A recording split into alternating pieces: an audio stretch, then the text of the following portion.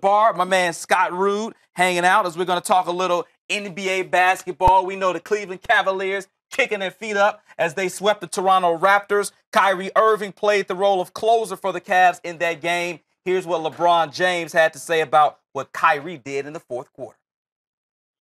You see the talent, and once you put the talent and then the experience and then the mind, you know, you really start to see what he's capable of doing. And I sensed that.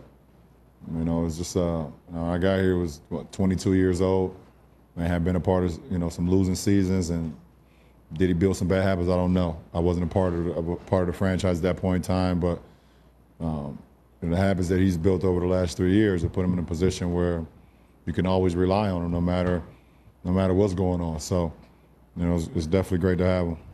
Winning time, just understanding the magnitude of the game, what was at stake.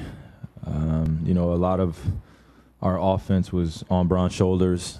He had been playing, I think, at least 16 straight minutes or 18 straight minutes, and it was winning time for the both of us, and we understood that. So just getting to the basket and just catching it a little bit closer to the basket at the elbow, ISOing me at the elbow, as well as running a double screen on the weak side, opened up a lot of opportunities. So Kyrie Irving scored 11 straight points for the Cavs in the fourth quarter. Also had 9 assists, did a good job of distributing the basketball. So what's going to be more important going forward, Kyrie's scoring or his distribution? His scoring. I think that they're best when LeBron James distributes. I think that was really the telltale of the first half. There were 4 different stories quarter by quarter in this game. I mean, the distribution of LeBron James to everyone other than Kyrie and Kevin Love and J.R. Smith in the first quarter was why they were effective. The second quarter, 16 points, 4 3-pointers made by Kyle Korver, the most points he's ever had in a quarter in the postseason, second most in 4,000-plus quarters in his career. That was exceptional.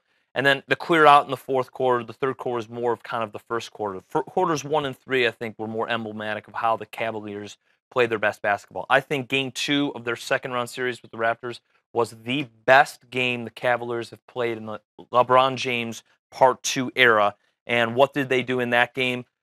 Everyone played their role. I think that's what's best. And I think with Kyrie, it's ISO when he has space and a step on his defender, and he chooses the right times. Okay. I think that with Kyrie and LeBron, particularly with Kyrie, he needs to, in a very quick motion, figure out the right thing to do is to go to the hoop on my own. I'm one-on-one.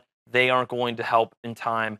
I need to go score on myself. Or then look for the pass. LeBron, I mean, he's Jedi mind tricks beyond belief. I think Kyrie is two-dimensional to LeBron being three-dimensional. J.R. Smith has done a great job of putting defense before offense and only shooting shots when he's square and open, and he deserves his $14 million annual paycheck when that's the case, because that's all they need. Tristan Thompson, very similar component, defense first. Rebound. And so all of them are kind of interconnected.